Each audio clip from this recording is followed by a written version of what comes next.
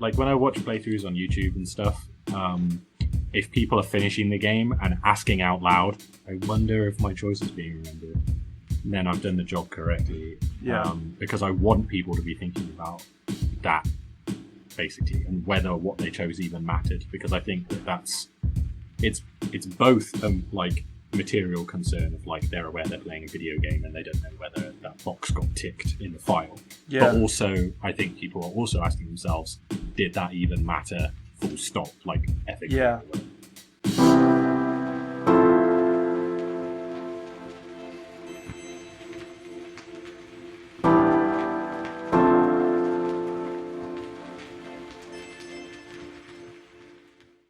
On this episode of In the Footsteps of Giants, Richard and Tony sat down for an interview with the YouTube channel Potions and Pixels.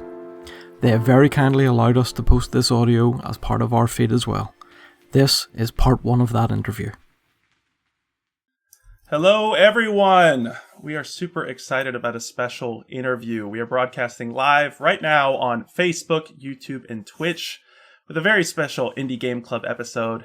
I am joined by two awesome folks, Tony and Richard of the game studio Farfew Giants. And Tony and Richard, I know you've seen some of our episodes before, so we have a tradition of clapping it up. So everybody I'm hoping is out there, including you all. Yes, let's make sure to clap it up. We're super excited. Keep this environment positive and welcoming. So I'm incredibly excited to have you all on the show. For those who are watching right now, you will recognize these two individuals are behind 3 of the games we recently covered on Indie Game Club.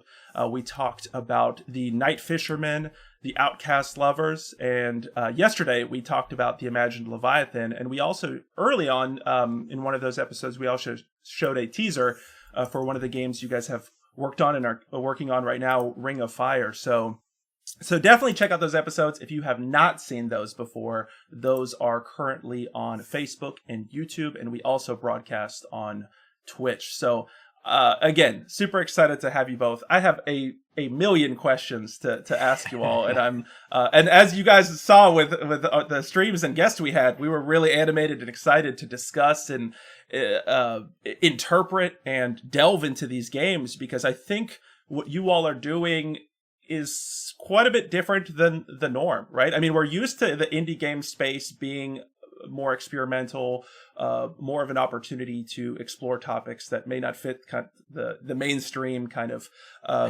game model. But I think you guys take the narrative in a direction that's willing to confront topics that even the quirkiest publisher might be, in some cases, a little hesitant to handle. So at first I wanted to ask you guys about that. What inspired you? What created your love for games in the first place, and what kind of helped you guys establish this kind of brand of Farfew Giants? Because I think it's very clear now that when we see some of these games, I'm like, that's a Farfew Giants game. Okay, there's several questions. Yeah, there's a lot. You'll find that for me. It's a lot. I'm just throwing them out there. Okay, the most interesting one to answer is probably something to do with why we make the kinds of games that we make. Yeah. So I guess anger generally, or existential crisis, just ongoing, constantly boiling. The way that we got our start really was that Rich and I were both freelance in the games industry, and we bumped into each other at one of the industry events that we regularly go to down on the beach in Brighton, which is the south of England. And we were discussing the particulars, let's say, of some of the like freelance work that we've been doing, and maybe that we're not finding it that fulfilling. And so we just tried to decide what was the most unique thing, the most complete thing that only the two of us could accomplish. And that ended up, basically, we were looking at Mike Bithel's game, Subsurface Circular, in particular as inspiration. So that game, if you're familiar with it, is just a single really well realized 3D scene with text that forms the majority of the gameplay, and it's like a bit of political intrigue. It's a fairly familiar robotic parable for race differences, essentially. But it had the spark in there that we looked at it as like, okay, so you can make one high production value looking scene, have all the gameplay be in text, which is cheap to produce because it's just text. But if you do it well, it can be really captivating. Sure. And when you're making something that small, it can be somewhat political. So that's kind of like half of it of why we decided to start making the types of games that we made, where they were very, very asset light, essentially, without too much, fine detail to things. And most of our games have text as a primary part of the gameplay. Sure. And then the other half of it is just generally being frustrated with the state of the world. Yeah. And I'm this is coming at you from 2020, so I don't really need to tell anyone that the world is totally balked and there's all sorts of problems with it. I'm more political than Richard is. Like when we first started working together, Richard was looking for someone that had things to say, and that was animated about things. And I was very animated. I did part of my degree in philosophy and then studied screenwriting. And then, I'm constantly reading about various injustices and making myself angrier. And then, like, for example, maybe we can talk about this in a bit more detail later, but The Night Fisherman was literally just a response that we made in a week at first to a tweet by a politician called Priti Patel in the UK, who was congratulating herself on closing our borders to all, like, everyone. This is before, well, it's not before coronavirus, but it was, closing the trade borders, sure, as well as immigration and, like, refugee borders and stuff. And they were congratulating themselves on this, and we were like, can I swear on this show? Sure. I will say, this is we have our corporate sponsor here, but they're very they're the best corporate sponsor you could ask for. They have they've never asked for one iota of editorial control. They love what we're doing. So Go for it. So well, the mood's left me now, but yeah, let's say we were very angry, and so we were like, right, what can we do that just basically puts up the middle finger to Priti Patel, and so we made The Night Fisherman. Wow, I think that answers the one part of your question. Yeah, and as far as I guess delving a bit more into with you all doing your freelance work before you all came together to form Far Few Giants, and we should say you guys are the primary forces behind Far Few Giants, but you do work with other people. I guess notably we should also mention Richard Campbell, whose information we put into the description, who provides all the music, from my understanding, which all the audio generally, so including all the sound effects, the soundscapes, everything, which are fantastic, which are absolutely fantastic. So shout out to Richard. Hopefully he gets the chance to see this, because I would love to even talk about that part a bit more as well. Richard, what were you all doing? What were the types of projects you all were working on before you all came together to form Far Few Giants? Yeah. So I was working on primarily VR.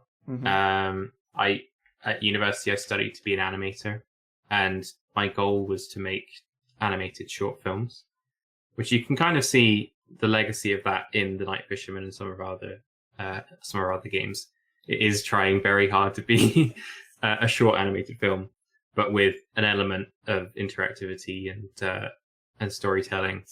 I don't like animating a lot of dialogue, and so we tend to skim over that bit. And we were definitely inspired by things like Frog Detective, how they're quite simple in their animations. And we were looking to build a unique aesthetic that was very simple, mainly based upon silhouettes. Yeah. I want to treat a 3D engine kind of like Flash or Illustrator like a vector editing tool. So I'm just working on the shapes rather than focused on like the detailed textures. I'm thinking more about the colors and the composition of the game. So you can see that like in the Night Fisherman and the Outcast Lovers, the character silhouettes are very, very simple. They don't have facial features. That's partially a restraint we give ourselves, a constraint we give ourselves, which is we don't have the time and budget to do complex animations. But you will see as well in like Ring of Fire, we give our characters masks quite a lot. We kind of like how that has an air of mystique to them. Absolutely. As well. So I feel like my job primarily is just taking Tony's writing and making it presentable and commercial for the rest of the world. Like I have to make sure that the games look really quality and polished, and that the storefronts and stuff look like they're professional pieces of work. Yeah. So that when people encounter them, they take it seriously and don't just write it off as something that's like, oh, here's another art piece. It is actually something that is a quality game, as well as being like an interesting narrative. Yeah, and I want to show, we're going to show trailers for all of the games we're discussing here in a moment, but I think you all nailed that piece where the game, not only because of its short length, you guys kind of, I don't know if you've coined this or not, but this coffee break type length game of 10 to 20 minutes, that's very approachable for anyone to pick up. But combining that with the visuals, the music, and the writing, it really creates this atmosphere where, like you said, it forces you to take it seriously immediately. And I think that's a really phenomenal job you guys have done, where you're in the zone immediately, you're taking it seriously, you're invested. And so let's explore that a little bit more. But if you don't mind, first, I want to show the trailer for The Night Fisherman from our friends here at Far Few Giants.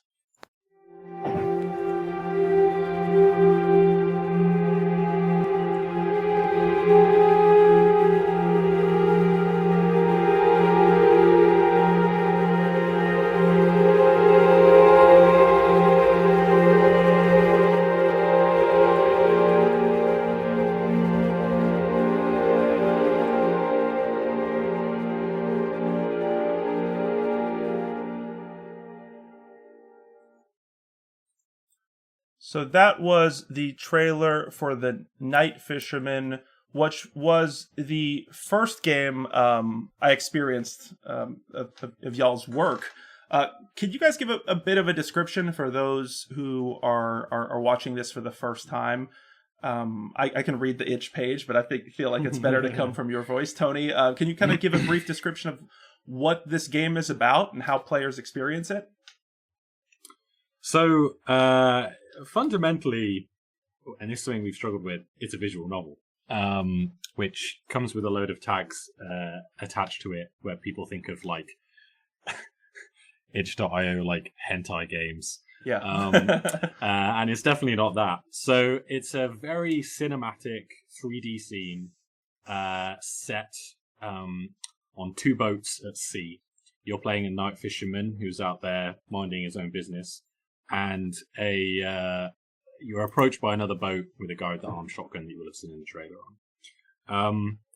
The player is experiencing the dialogue, making choices for the fisherman to try and survive this encounter, plus other goals that become apparent later on. And you're also at the same time able to direct the scene. So we have a system by which you can actually change between the cinematic camera angles that we've set up. So if you want a shot to be close up in one character's face, you can do that. That's your choice. And that's it. Like, it basically comes, introduces mechanics, tells hopefully a powerful story, and then that's the end, and it doesn't last very long. It's 10 minutes. Yeah.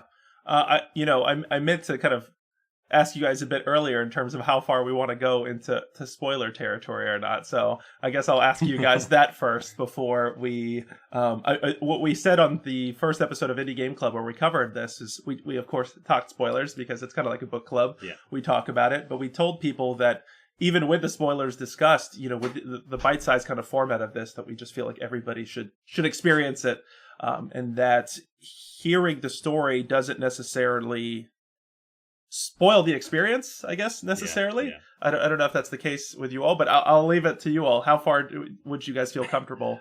I think we should just talk about everything, because there's some particularly interesting things that we do hold back and that are supposed to hit you like a sledgehammer like halfway through the first one. Yeah. But it would be a shame not to talk about those things. So. Yeah, I think, when we have you all here as special guests, I love that.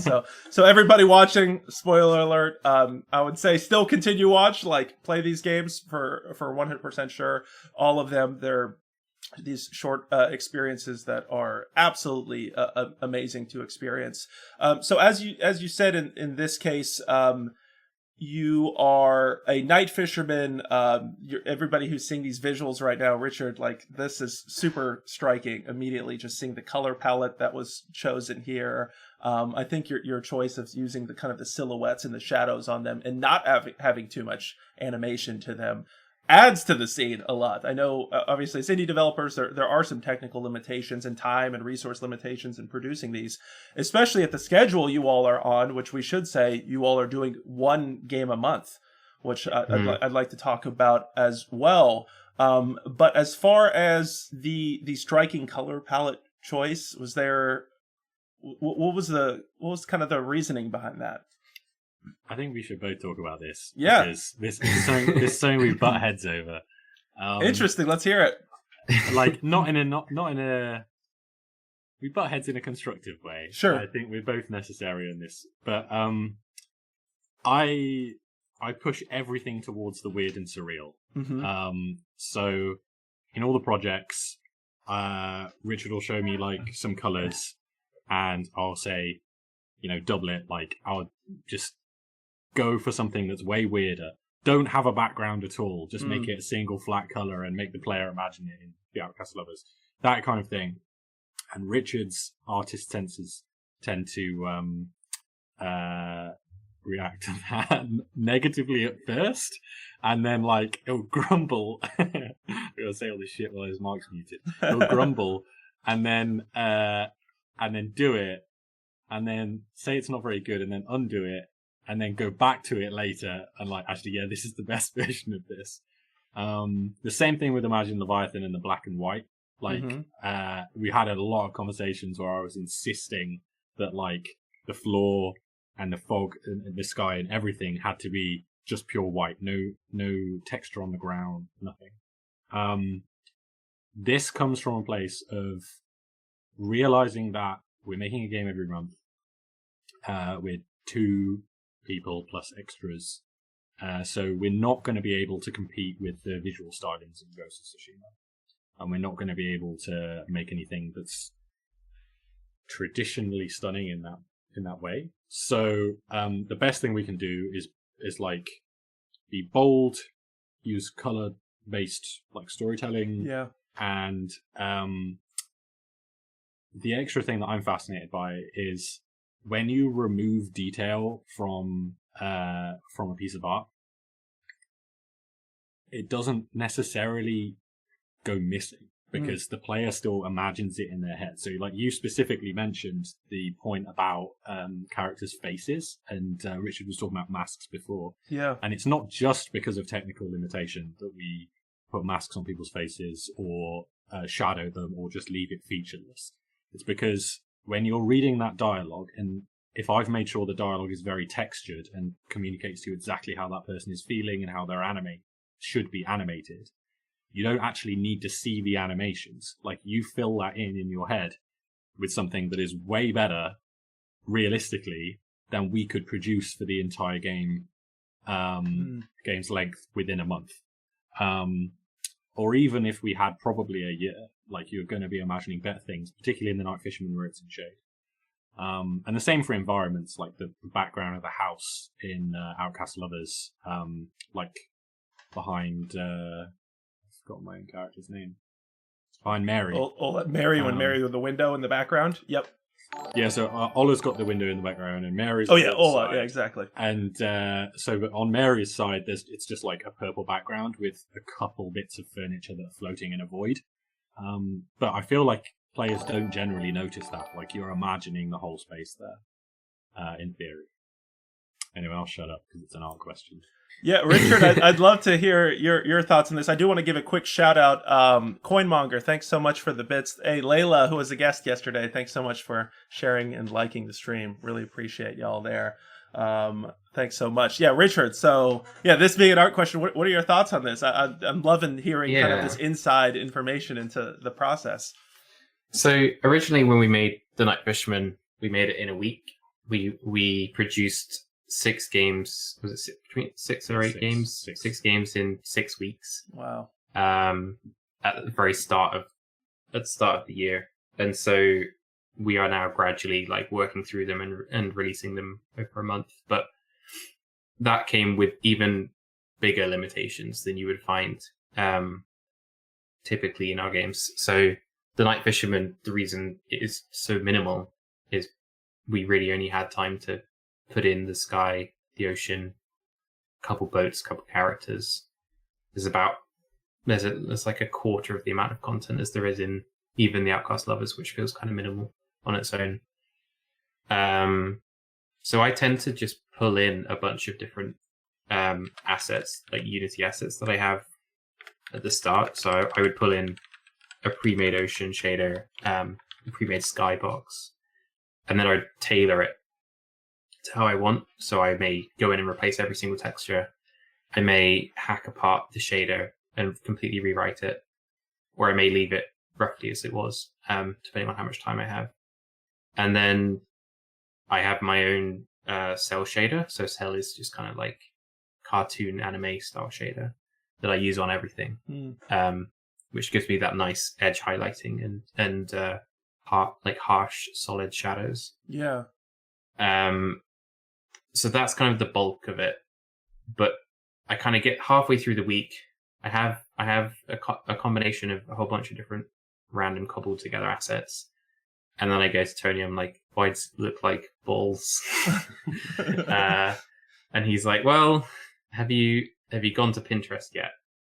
It's like, "No, I've been avoiding it. I don't want to go on Pinterest because I get sucked into it for a day." Is that right? I'm going to give you a limit of an hour.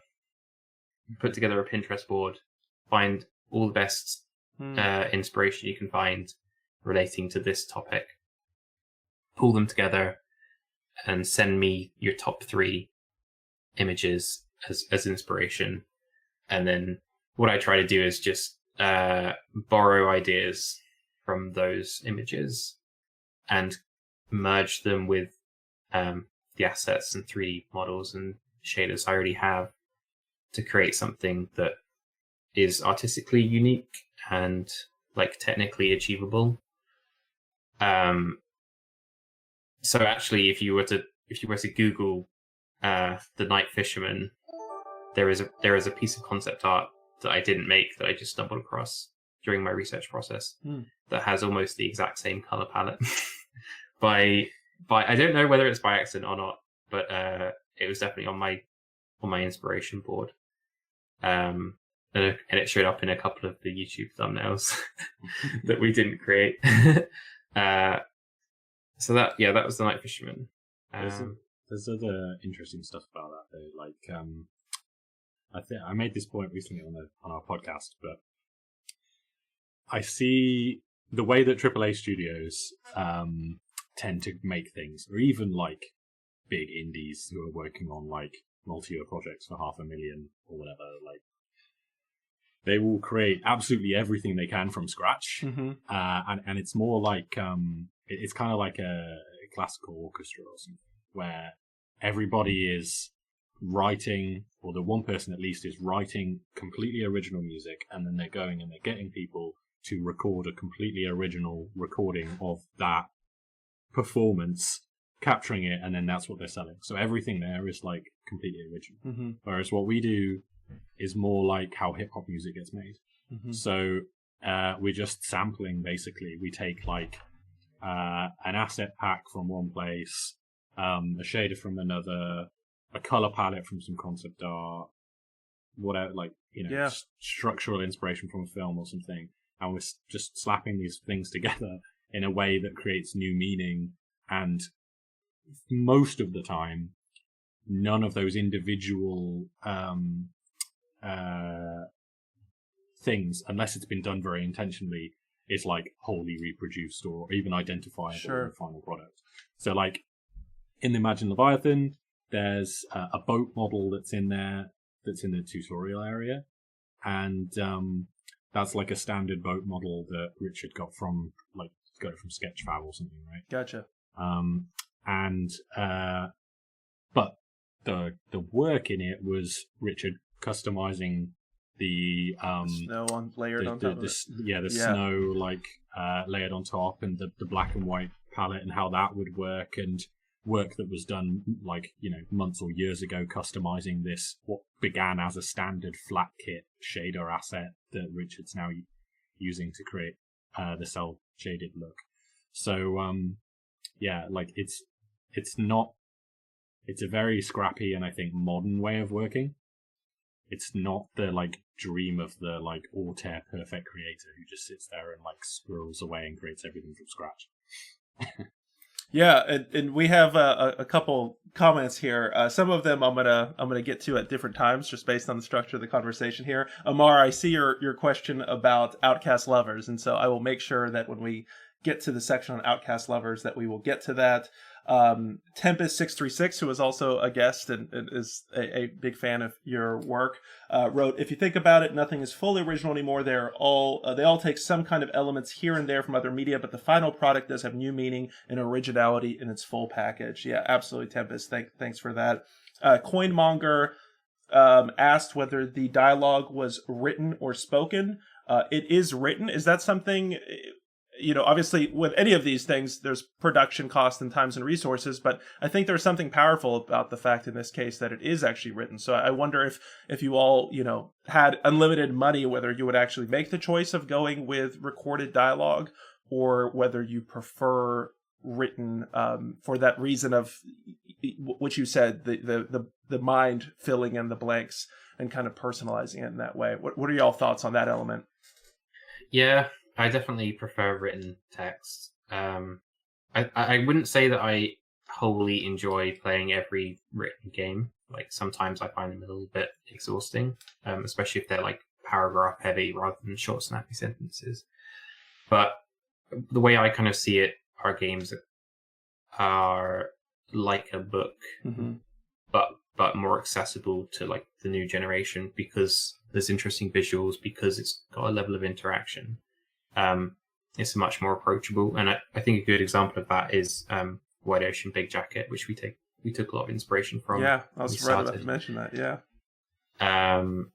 Although their design is a little bit different. It's closer to, say, old-fashioned cinema before they had voice, where they would have your text cards, and then you'd have your visuals, and then they separated, contrast. Yep. And they play off of each other. Yeah. Whereas we're kind of acting them out both at the same time as interactive subtitles. But definitely, one thing you don't realize is that reading text is a mechanic. Mm-hmm. And when we don't have a lot of time for building a lot of mechanics, having text that is interesting to read, engaging, makes you think, and gives you engaging choices. That can sometimes be enough.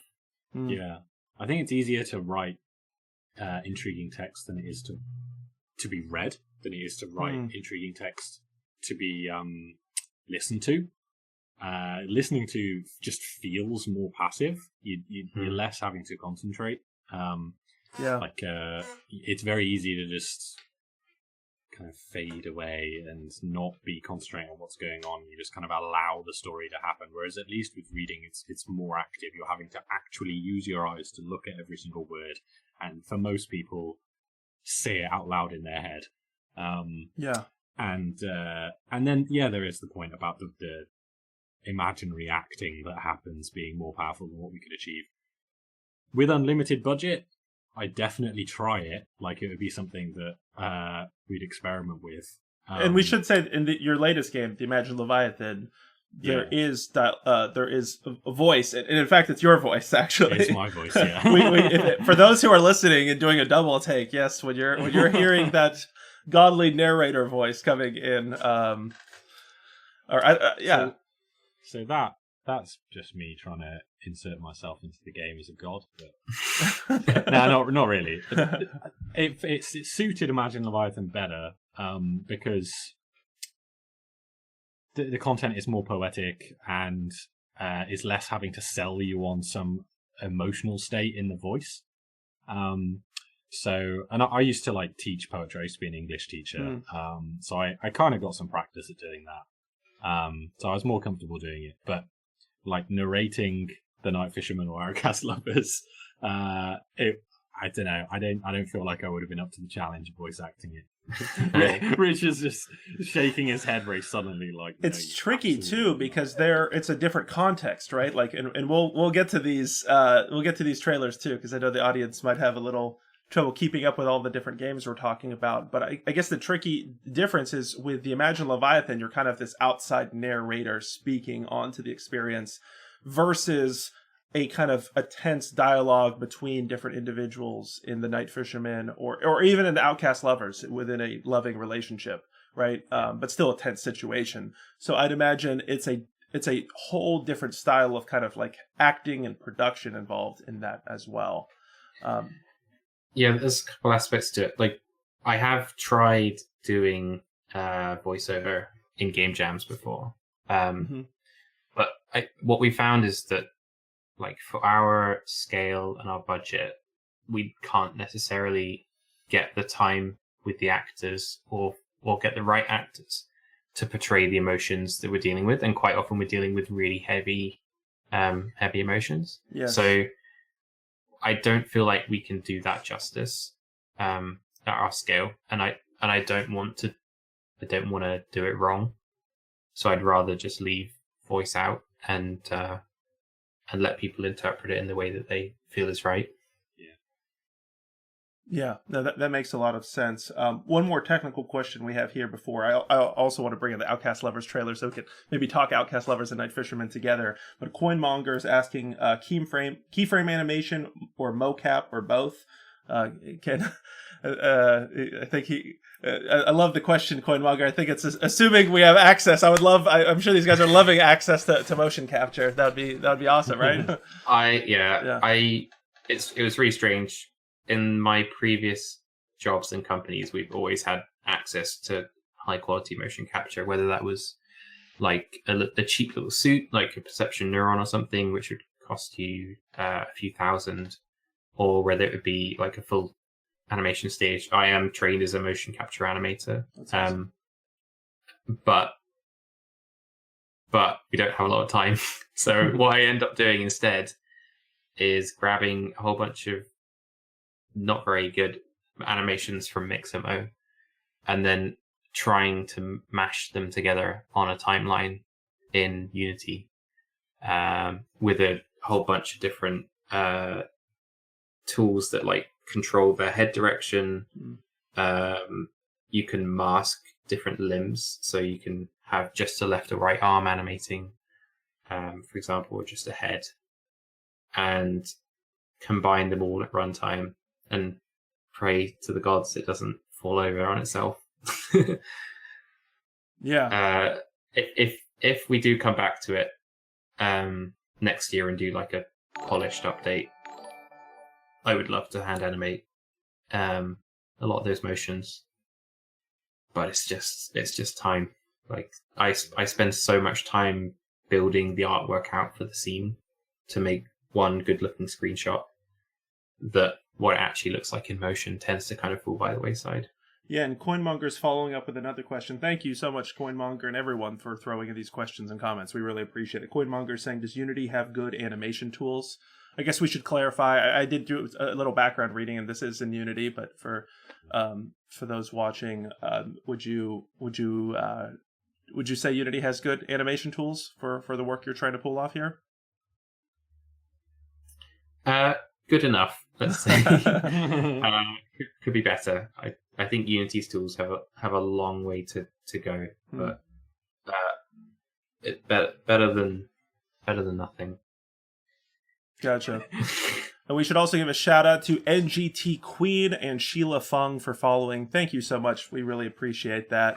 Yes, Coinmonger's laughing a bit about Unity there. So let's I want to dive a bit more into the politics of the world of Night Fisherman, but I also feel like it's worthwhile to see Outcast lovers so we can talk about them together and separately, but seeing them both I think makes a lot of sense. So if you all don't mind, the next trailer we are going to watch right here is the Outcast lovers, again from our friends here at Far Few Giants.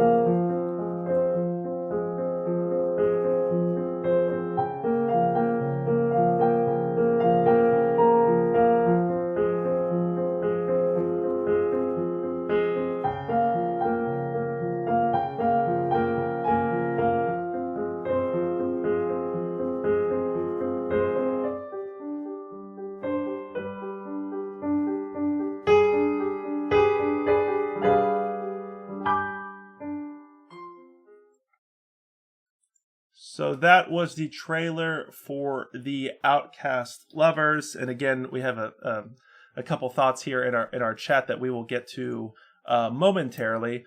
But a couple quick things, I guess here. You guys saw the episode where we covered this. Some of us weren't immediately clear at first the relationship between the Outcast lovers and the Night Fisherman. I was curious to hear directly from you all. Was that intentional to some extent, that you guys didn't like outwardly say that this game is directly connected to this game? I wasn't sure what you all were going for there, but if you guys don't mind going into that and then maybe talking a bit about those connections and which are kind of going here with this narrative. Yeah, you hit the nail on the head when you analyzed it, I think. You were suggesting that the games were designed to be played separately and to be played in any order, and they are. As that's part of us building 12 games in a year. Yeah, is we want every game, even if they're part of a sequence or part of an anthology, that they would be they would have a life on their own, and they could be played on their own merits, and then you could discover other works in the collection. I think we can be more frank than that. I think we can be like okay. So maybe this will come up further on in the interview, but we're trying to do this thing where, because we are indie and we can just reveal everything, we should. So honestly, the reason why that is in place is because it is important to us that we are trying to build a brand to make ourselves able to do this long term. Otherwise, if you don't make money at any point, then we will just starve. Honestly, when you look at the stats for sequels of games, it's a tail off. So like if you look at the number of people who played Banner Saga 1 versus Banner Saga 2 versus Banner Saga 3, it's going to be a fall off. Particularly with like episodic releases, loads of people will start a season of episodic things and then not play the final parts. So it was just built into the conception of this whole project that each part had to be completely standalone, enjoyable on its own, and it could be basically an onboarding point, so you could then go and discover the other parts. That it's not entirely artistically bankrupt. Part of the reason I wanted to work in that structure was because of this graphic novel called Day Tripper that is structured in that way, where it's one graphic novel, but it's like a bunch of different alternate timelines in the guy's life, so it doesn't matter where in the graphic novel you start. But the honest reason is just like a practical one of we want to be able to onboard people at any point into playing our games. We have no control over how Steam algorithms work. They could at one point just pick up the third game in the series or whatever, and then push that up to hundreds of thousands of downloads, and that would be great for us. But the game would need to support it. And a lot of the feedback we get from speaking to publishers about creating serial content, which is what we want to do, we want to continue to do, is that it's really, really difficult to publish games in a sequence at different times. Like you'll see the way Don't Nod are releasing a game, I don't know what it is, every week or every month recently. That is one of the hardest ways to do it, because you have to maintain that excitement for months on end, which is a mammoth marketing task. So we're trying to find a different way around that problem. I really love that. Sorry, keep going, Richard. And we are looking into how to do shared save games, but we don't know how to do it yet, because that's something we talked about in the episode as well, and kind of made me wonder. It's one of those like kind of gamer mind things where if there's not a shared save file, then it kind of makes you think about whether your choices are maintained throughout.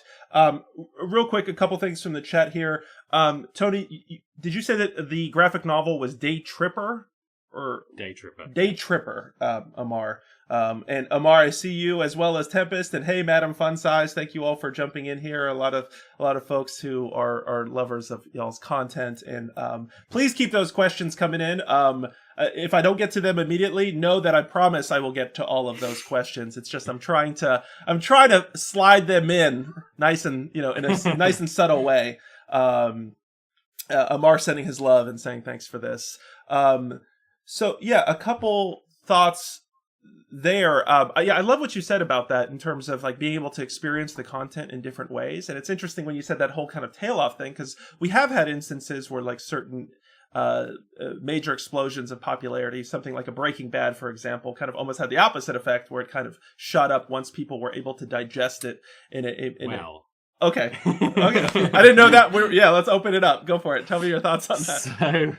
So yes, Breaking Bad became lots more successful after its first season. It wasn't. I think like season 3, right, is when it got. Yeah. But when people discover it later on, because other people are telling them, "Holy crap, I'm on season 3 and it's incredible." Sure. They don't start from season 3. They start from season 1. Great point. So like the viewership stats, and the same with the Banner Saga thing, where it will almost always, except in the case of weird things like Call of Duty franchise or something where it's completely not connected, it will almost always in heavily narrative content be that your first episode has to have the highest viewership stats, and then it tails down from there. So that doesn't necessarily mean that the success of subsequent episodes can't get the franchise generally so much popularity that the start episode grows again. But yeah, you still do get a tail off. So the idea was just to basically nip all of that in the bud and not have to think about it, and just make it so that you can get on at any point. And what we're trying to add in time for the next chapter is, as Richard said, this shared save file, so that not only will your choices carry forwards, but I really want to make it so your choices carry backwards. So that there's things that you can do in like future episodes, which may change some single line or a single asset in a previous one, so that if you play them out of our release order, it's almost like it was foreshadowing the choice that you later made. I love that idea. Will the player be aware of that? Is this going to be something like a telltale thing? I see Richard against. Okay. No, I hate that. I hate that. Yeah. we try to hide everything as much as possible. Yeah. Yeah. And it gives you some surprise. Like when I watch playthroughs on YouTube and stuff, if people are finishing the game and asking out loud, I wonder if my choice is being remembered, then I've done the job correctly. Yeah. Because I want people to be thinking about that, basically, and whether what they chose even mattered. Because I think it's both like material concern of like they're aware they're playing a video game and they don't know whether that box got ticked in the file. Yeah. But also, I think people are also asking themselves, did that even matter? Full stop, like ethically. Yeah. And it's a slippery slope once you start doing things. Like Amar is saying in the chat, Clementine remembers this, like a Walking Dead reference there. It's one of those things that once you've kind of taught the players, you've conditioned them to that when these moments happen, then if there aren't those moments, then you almost feel like, oh, okay, well, that truly doesn't matter. Yeah. And so I like what you all are doing on that. I promised I was going to keep this structured, but I'm immediately throwing those rules out and jumping ahead here because of what you just said. With this approach you all took, when I was playing Ring of Fire, I don't know why, but I immediately was thinking of a show that was one of my favorite shows of last year, which was Too Old to Die Young from Nicholas Winding Refn. I don't know if you all are familiar with him. He is the familiar with his work, but I've not seen that. Yeah, he's for those in the audience, he's probably most famous for Drive, being his most kind of most accessible, I guess, movie that's been most widely seen. But he's done a wide variety of things. Portrayal of Heartman in Death Stranding as well. Yes, exactly. Yes, absolutely. You're right about that. But one thing that strikes me about that, it sounds like maybe that wasn't any sort of inspiration there. But one thing interesting about his style there is when he released Too Old to Die Young, which is available on Amazon, he released it specifically with the idea that you can watch any sort of episode in any sort of order. And he kind of stated some similar points to what you did. Now, I don't necessarily think, I think if you know his personality, I think that was more kind of a bit of a little marketing kind of element there, a little bit of hyperbolic elements, but I think that's worth mentioning here. All right, well, let's get to some of these questions here that reference Outcast lovers, just because I want to make sure I'm not getting that. So one that Amar and Jordan were discussing was Outcast lovers really in a small town? We came to that conclusion that both of them loved in a small town based on the newspaper featuring the story and writing about hero doctor coming home being headline of that newspaper. It was either intentional or me and Jordan were reaching too far into the theme. Any thoughts about that in terms of like the setting and those elements there? Yeah, it's 100% intentional. With so few things actually included. Yes. Like in the whole game generally, whether it's visual assets or whatever, like if something is present in the writing or in a visual asset, like it is intended to communicate something highly specific that we felt was important. So generally speaking, like literally everything you're seeing or experiencing in those games, like there is, if it makes you think something, that is 100% us trying to get that across. Generally speaking. Love it. And Amar is sending his hearts over. He's excited about this. And Jono really is saying, ooh, we're getting some extra lore. I love it. Richard, you were saying? I was going to say, I think the only counter to that is one of your players on your stream encountered a bug where the boy was spinning in a circle. And we only saw that come up. We only saw that come up on YouTube videos because there's an animation bug where if you leave the game running for 5 minutes or longer, it just very gradually rotates on the spot. And mostly YouTubers come across that because they spend a long time setting up their recording systems. And they just leave it on. But we didn't catch it during playtesting. Yeah. That's the only non-intentional thing. Otherwise, everything is pretty much intentional. Why did you have to tell them that? Why couldn't you just have it be that the boy is supposed to rotate through the back of the boat? And that has some transcendental physical. There's a similar thing in Ring of Fire where Grosvenor will just sink through the bottom of the car over many, many minutes. Okay, I love that. I'll have to check those out again. But maybe a future achievement. But generally, like if it's in the game, it has purpose and meaning. Otherwise, it would have been cut. The funny origin to the Night Fisherman was that I really wanted to make a fishing game. I love fishing mini Do you games. remember what the name was? It's like Beauty Ripper. That's it. Yeah. Yeah, I watched some YouTube video where some guys were like pretending to be Australian fishermen playing a Wii fishing game, and they just kept screaming Beauty Ripper at each other while they were overacting, pretending to fish, and like chugging cans of beer. So I like wanted to capture that feeling. And we have this when we're designing, we spend a whole day just outlining ideas on a whiteboard. So we will throw out a bunch of disparate ideas around a topic. I think this one was just random because it was the last one of the season. And we combined Tony's idea. He wanted to recreate Inglourious Basterds in a narrative game. Oh man, did you guys see when Amar mentioned that being one of his favorite movies? Yeah. This conversation was destined, folks. Indie Game Club and Far Few Giants. This was destined to happen. Can you elaborate a bit more on that? On the Inglourious Basterds connection? Amar, I'm sure, is going to be sending some messages soon with his. It's a pretty clear comparison. There's a few people in Steam reviews that like pulled up Tony's script and pulled up the Inglourious Basterds script and compared them line by line. And there's a lot of doctors like, this dev has just ripped off Quentin Tarantino tastelessly.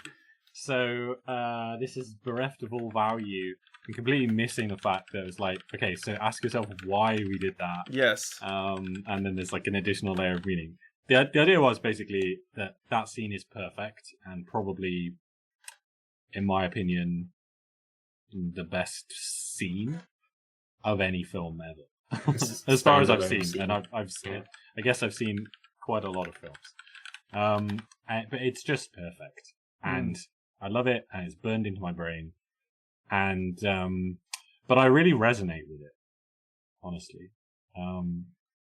This goes into a lot of the reason, the moral stuff kind of behind the Night Fisherman, and the world that those games are set in, because I really, really feel like I understand that situation, because I'm quite a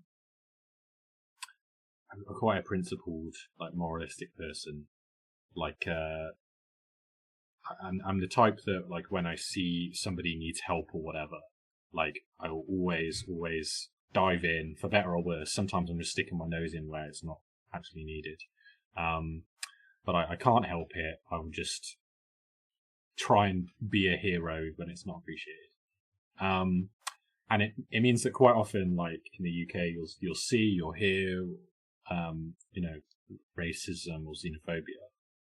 And a lot of the time, there's absolutely nothing you can do about it. And these days in this country, it is the dominant culture, as it is in America. Like the KKK's president is in power. In the UK, it is, Farage and the UKIP people or the BNP supporters and the Islamophobes won. Like Brexit has happened, like our Prime Minister is on record calling Muslim women letterboxes and things like that. So that is the dominant culture, and I feel like the farmer, Monsieur Lapetit, in the scene from Inglourious Basterds, he's in a situation where the dominant culture, represented by Hans Lander and the SS, are subjugating people around him, but he can't do anything about it. He can't fight because he just died. He can't, I can't go out and just, fight racists in the street because I'd get arrested and, it would tank, whatever other life or career opportunities I have. So, and also it's just not that black and white because it's just the dominant culture. It's not like individual targets. And I'm not going to be able to just go out and punch Richard Spencer.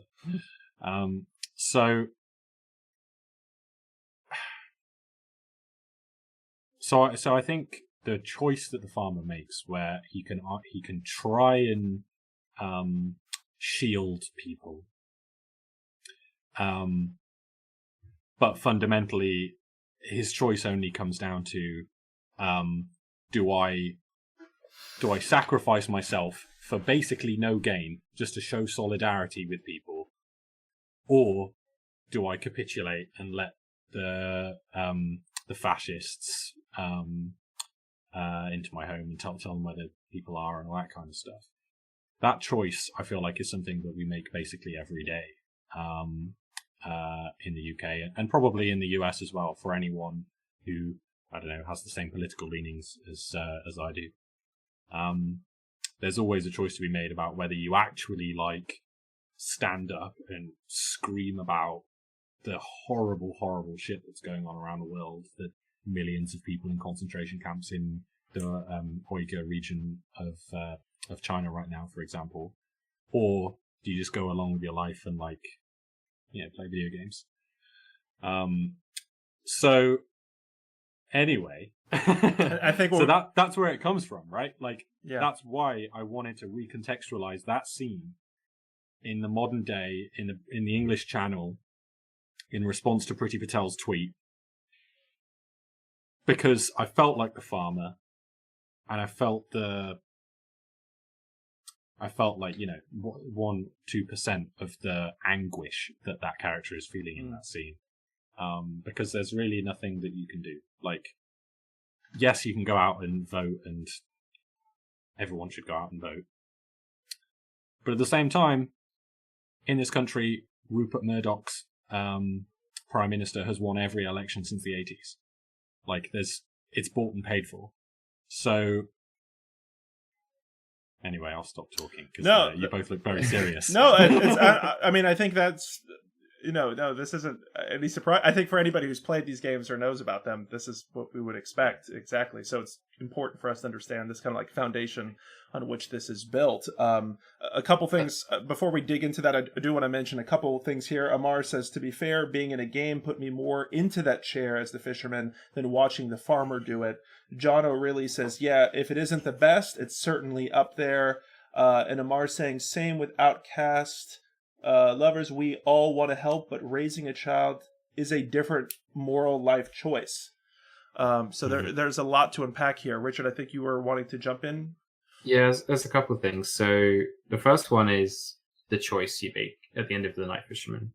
There's a lot of confusion about that. Especially, can you elaborate for those who aren't familiar with that choice? I'm not sure I can do it justice. Yeah, I guess.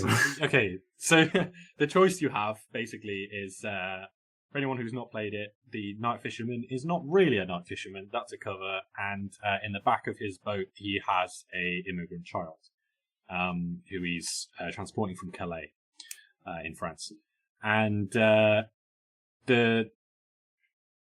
guy with the gun has already clocked this and figured it out, and basically says, "I know you've got somebody under there." He has the shotgun in hand and says, you can either take the rope and go into the water, in which case you'll live. Well, he doesn't phrase it like that. He tells you to do that. And then your choice is either to follow along with what you were being told to do and allow presumably a horrible thing to happen to the child, or to show solidarity with the child and try and comfort them and protect them. But either way, the Churchill, the guy from the EPG, which is the fictional racist group, I say fictional, but barely fictional racist group that's, the guy with the gun, he shoots the boat through regardless, and the kid is in the water. Your character either is dragged out of the water by him, or just gets shot when the boat gets shot, if you did choose to stay in. So that's the situation anyway. You don't really change the child's fate. It's about what you should do when you can't affect real change, whether you still should act in a way that's morally consistent with your values. Anyway, Richard was going to say something about the choice. Yeah, no, thanks for setting up the context. Richard, we saw a lot of confusion around the choice. Especially, there was a lot of YouTubers who played it, and they were like, "There is no good ending," and that threw them. They expect when they play narrative games, like your Telltale games or David Cage's games. They expect to get a good ending, a bad ending, and like a neutral ending or whatever. And in this one, there are only 2 bad endings, and I think that threw a lot of people.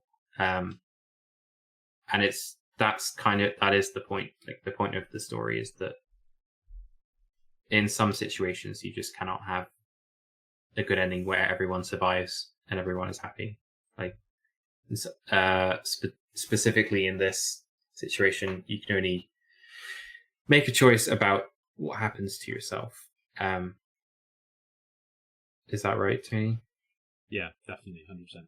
Yeah. Okay. And I think it's interesting. One of the things we talked about yesterday was kind of expectations going into games. This whole idea of like, how much should you know about a game ahead of time, watching a trailer, reading up on it, or going into it blind? And some of that depends, obviously, somewhat, I guess, on the length of the content as well, for kind of the expectation of what people are going to be involved in. Can you talk a bit about the reaction this game has received? I guess both not only on the narrative front, but also mechanically, because even in our early conversation, there was some people were like, well, the visual novel game. I think you guys saw my kind of opinion on this is the term game, I think, is a long spectrum, and I love this whole kind of minimalist interactivity, even from changing camera angles and making dialogue choices to maximum activity. And so what's been the reaction to the gameplay as well as the narrative that you guys have seen?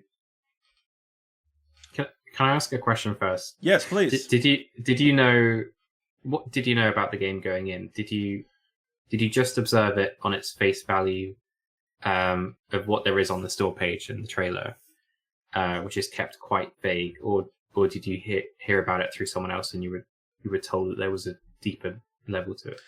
So traditionally, I'm the kind of individual that's lurking on every website, Indie Games Plus, like every indie website imaginable to try to get, score my next fix, so to speak. And I honestly can't quite remember. As you know, we're covering so many games that I can't remember quite the first time. Sorry about that. Quite the first time I had heard about it. I want to say it was either Indie Games Plus or it was through just like scoping through the racial justice bundle, but I had not watched anything about it ahead of time, or I only read the basic description because I wanted to go into it blind, and I didn't know explicitly the relationship between Night Fisherman and Outcast lovers. Is there a reason you asked that? Yeah, because we struggle with that all the time. Like we want our games to be approachable, so there's a balance, but there's a fine line between being explicit about what the content is, and about making the game appear as something that a Steam gamer would enjoy. Say, for example, a fishing game, and then throwing them completely for a loop and giving them something that they don't expect but might enjoy in a different way. Yeah.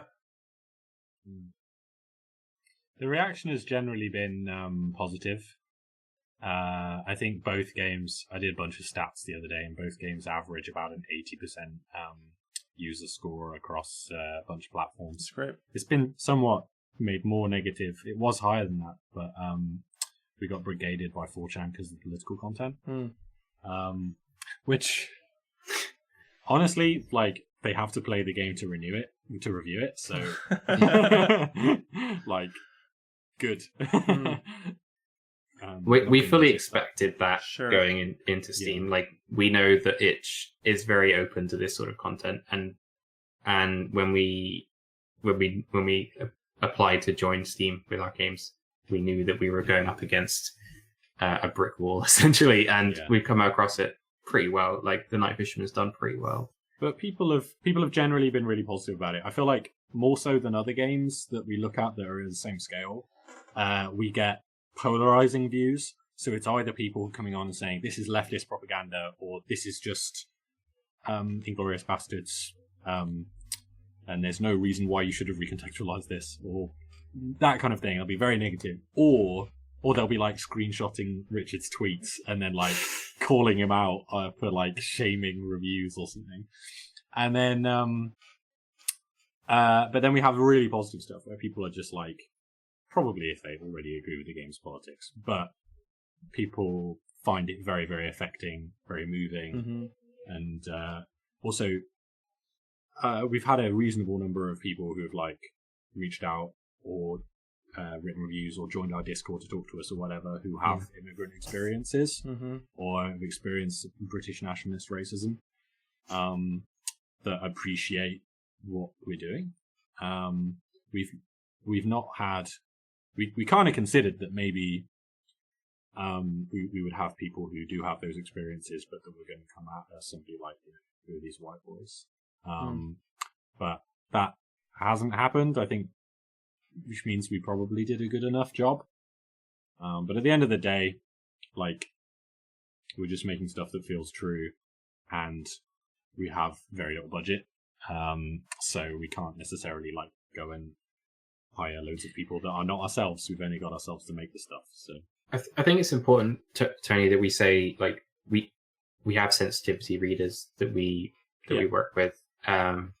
We have our Discord members, we have mentors, and they all work together to make sure that the stuff we're putting out is authentic and it is meaningful.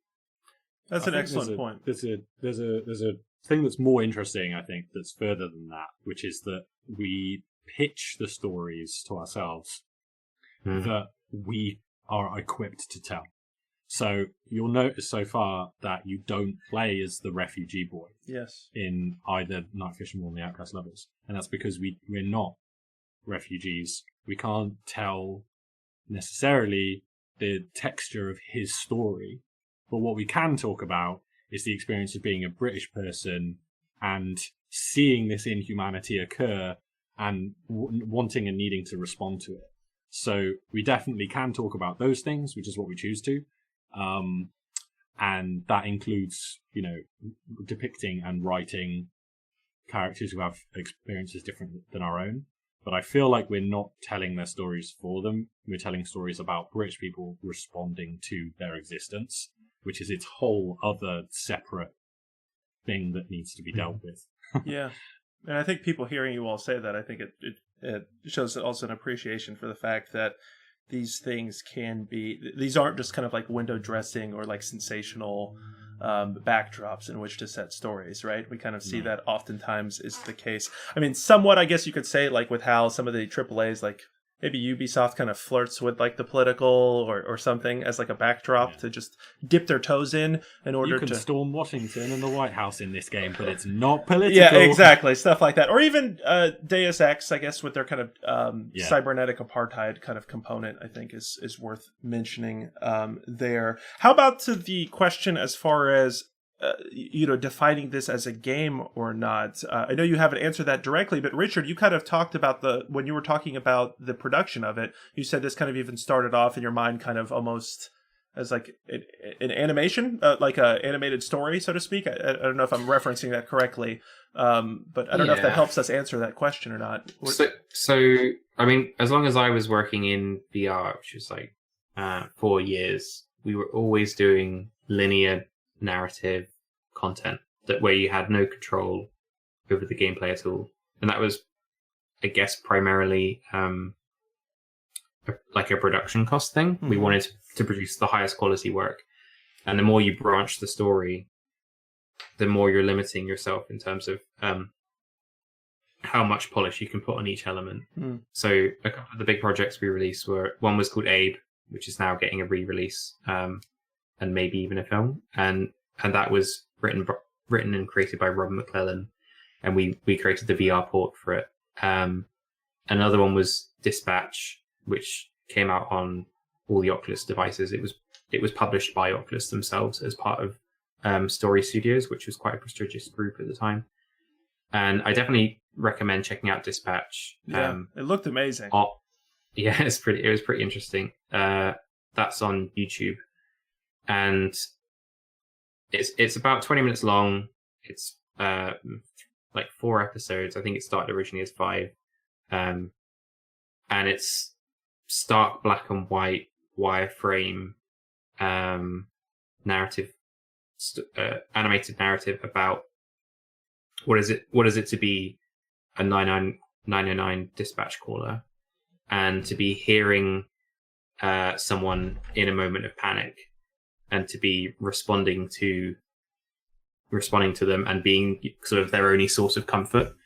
So it's kind of a combination of that, but also kind of a like a murder mystery kind of true crime story combined. So I definitely took a lot from that in terms of how we were constructing these stories. And straight off the bat, I wanted to make animated short films in game engines because, and you've seen this in the recent times, like Pixar and everyone is now working in game engines. They built their own game engines for rendering because it's so efficient for lighting and rendering. I was like very much at the forefront of pushing the way that people are making animations in real time. And I pitched a couple short film ideas to Tony. Tony pitched a couple back. We went through pre-production on that. And then we kind of we settled on Ring of Fire, which is it's a digital adaptation of the board game Sherlock Holmes Consulting Detective. You got to my question. I knew that was the case. Okay. I'm so glad. I'm so glad to hear that because that's what. So upcoming question. So we played. Me and my friends had played Consulting Detective for 6 months, and that each case you play is pretty epic. It's It takes about 3 to 6 hours over an evening, and you're so exhausted while you're going through it that you kind of take turns in who's leading the investigation and who's taking notes and who's looking in the telephone directory and stuff. It is mentally engrossing, and I really recommend you watch the Shut Up and Sit Down YouTube review of it because I think it's pretty well produced. And I remember at some point I might have been listening to a podcast, I think, with Sean Bannerman or one of those guys, and they were folks. Idle Thumbs, and they were like, I really want to see a Consulting Detective game made by Camposanto, made by the guys who wrote The Walking Dead and Firewatch. And I was like, I really want to see that too. So I started working with my friend, who's a programmer, on making, just at the time, I wanted to make a companion to Consulting Detective that was an app that you could just type in your search result into and it give you the results you wanted.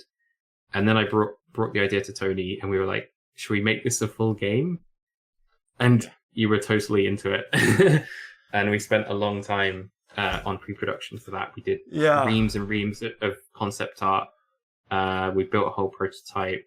We spent about 2 years pitching it to publishers. And the way we had implemented at the time was all keyboard and mouse based. So you had to physically type into a search bar the results to get your results, kind of like your Google search or whatever. It's most similar to Her Story or Hypnospace Outlaw. I should also recommend to you all, I don't know if you actually saw, but 2 weeks we did a developer interview with Tim Scheinman, who's based out of Brighton in the UK, and he developed a game recently that you can find on itch called Family. And he's doing a follow-up, and it's an excellent game that he's kind of pulling on that whole moniker, like an Ober-like game, referencing Lucas Pope's Return of the Obra Dinn and Papers, Please. So that's worth mentioning. I can show the Ring of Fire now. I know we're kind of flipping around here a bit. I don't know if that would help. I also was thinking you guys might be inspired, but I think you were developing this beforehand, but games like Chronicles of Crime or Detective on the board game front, if you haven't seen those before, those employ kind of a digital component as well. And Potions and Pixels is equal lovers of board games as we are video games. So we love seeing that.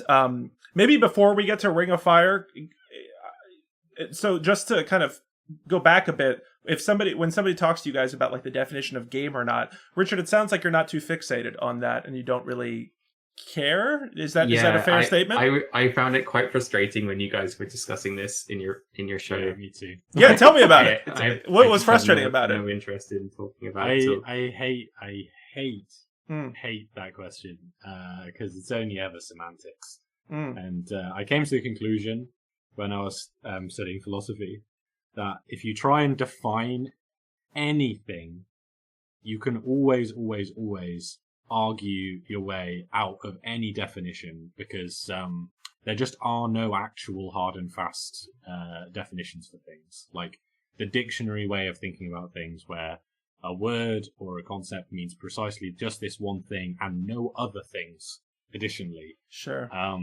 Just doesn't exist. So like, yeah. I hear you. I majored in philosophy as well, and I can't remember who, but the philosopher that one of his more recent works, or recent meaning with the last 50 years or so, was looking at the definition of games and like sports and like what fit. Yeah, I studied the exact same thing. Yeah, what definition? I hear you on that. So for me, like, yeah, if it's treated as a game, if it's made with the intention of being a game, and most importantly, if it is in the context of a game, then it's as good as a game. And you know, our games are going on itch and Steam, where games are sold, plus some other things. But fundamentally, like, it's an interactive bit of software that is for, let's say, entertainment purposes. And you know, it walks like a game, it talks like a game. Maybe it's not overly gamey. It's not the strongest example of a game. It's not your Socratic kind of ideal of a game, but you know, I think it's so close that it does. I think the distinction probably doesn't matter. I'm more interested in genres and subgenres. I think we're not really trying hard enough in the same way we have in music to actually define how games are categorized into subgenres. Like right now, if I put up a game on Steam, every single game we make comes under the category adventure, and there is story rich. Yeah, there is no like good word to describe the stuff we're making, and visual novel was the closest.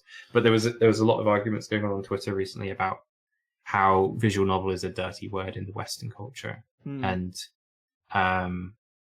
that like technically Mass Effect is a visual novel, but no one wants to pretend it's not, and no one wants to believe it is because it's considered dirty.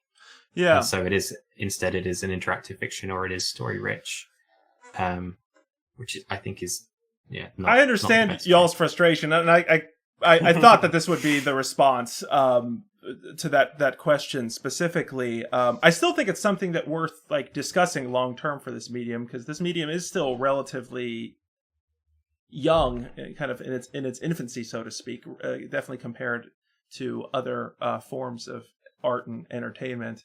And I think, you know, as much as it's important to maybe to create new labels or to defy labels, it does help to kind of get a better understanding of kind of the experiences that people are having. I guess maybe it is a bit too shallow just to be like game or not, because oftentimes people are dismissive, and I get that frustration because you don't want a situation where people are like, well, it's not really a game, and then they just kind of like put it in its own separate box. But I think that whole idea, even to Tony, to your point, you did say like interactive, and I think there is an expectation. So kind of to play devil's advocate here for a moment is, you know, we have been playing a lot of these kind of labeled visual novels as part of our series, and there are questions about like the levels of interactivity. In fact, you'll notice that even week to week we've had usually at least one type of game of this category on, and there's been kind of a mixed reaction. Some people are saying, well, it's not interactive enough for my tastes. Or I guess I should say, you know, one of the strengths of this medium is the ability to interact. And so I guess what I'm asking here is, to me, it seems still like a fair criticism that people can level and say, like, you know, that there's maybe not a cartoonish like expectation of like pure being able to just like hero fantasy with the child or the fisherman or all that. But a type of level of interactivity is kind of expected, so to speak, in this medium. So I guess how do you all respond to that. And then I promise the next thing we're going to do is talk about the camera controls as part of the interaction, because I know Amar's been holding on to that question, and I know we've been going over time. So I hope you guys are you guys still okay?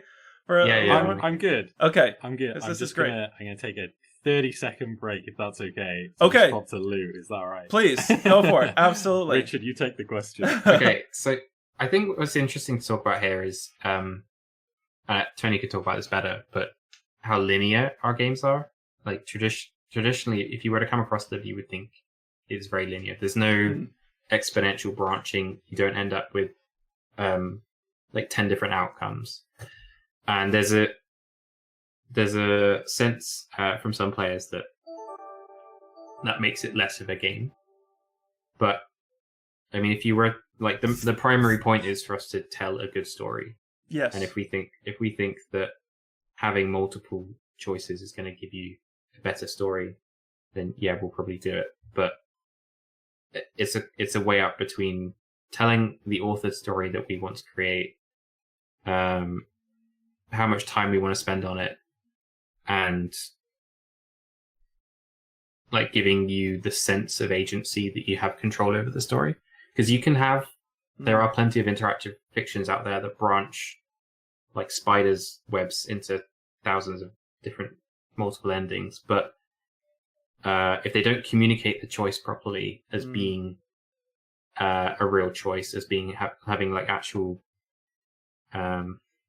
impact on the story, and it doesn't tell you that something has happened and you have branched, then you won't notice it, and so it might as well be a linear story. But you may end up ending the game early, or you may end up with a result that you don't really feel completely happy with. Yeah. It is like writing a branching story is no harder or easier than writing a linear story. It's the way you want to approach creating that particular game. Yeah, I love what you said there, because I think that's important to state, that you guys obviously had a defined experience you wanted to convey, and you delivered it in this fashion. And not every experience requires, to reference the last few sentences we were saying with this conversation, not everything requires like you have to have this level of interaction, or you have to deliver the experience this way. So I really love and appreciate what you all are doing there. I will ask one more thing about that before we we get quite a few of these questions and comments in here. Is and thank you, Bardbastic, for the subscription. Thank you so much. We really appreciate that. Thank you, Bardbastic. An MVP in the Potions and Pixels community. Really appreciate that. You are the man for sure. Thank you. To that question, what can I ask you all? What are the benefits in your mind of making this a game versus simply an animated short? Like, what to you is the actual difference that the player is experiencing, and why did you choose to deliver it through the interactive game medium versus just simply uploading this as a video built in Unity, for example? Well, we have actually considered the option several times of just uploading it as a video built in Unity, or just like recording a canon playthrough that we just do or something. But so I think there's a bunch of like arty reasons that we could give, like the interactivity is somehow better for engendering like empathy in the player or something, because it's forcing you to actually make that choice. And there's been counter arguments to that, but I do still buy into it. I think that's the case. Like, I think it is more compelling to have to choose between like ethical things that you're invested in a game yourself than watch a character do it, for the most part. Watch a character do it that you're not controlling, for the most part. But then there's also other things, like there is no financially sound market for short film. No. It doesn't exist. So if you want to do that, you need to make it interactive and make it into short game experiences. And even then, there's not really much of a viable market. We're working on it, but there's not much. But it's more viable. People are more likely to be exposed to that. Like, when people go to the cinema or go on Amazon to like watch a premiere of a film or something, those are very, I guess, Hollywood's equivalent of AAA spaces, and you don't get indie films running, like I'm talking short films, student projects, also running in the cinema. But Steam, you do get those things. You can have our game side by side with an Ubisoft Watch Dogs game or something, that they can coexist and both present their value side by side. So I think it's more possible in games. Also, not artistically interesting, but we really like games.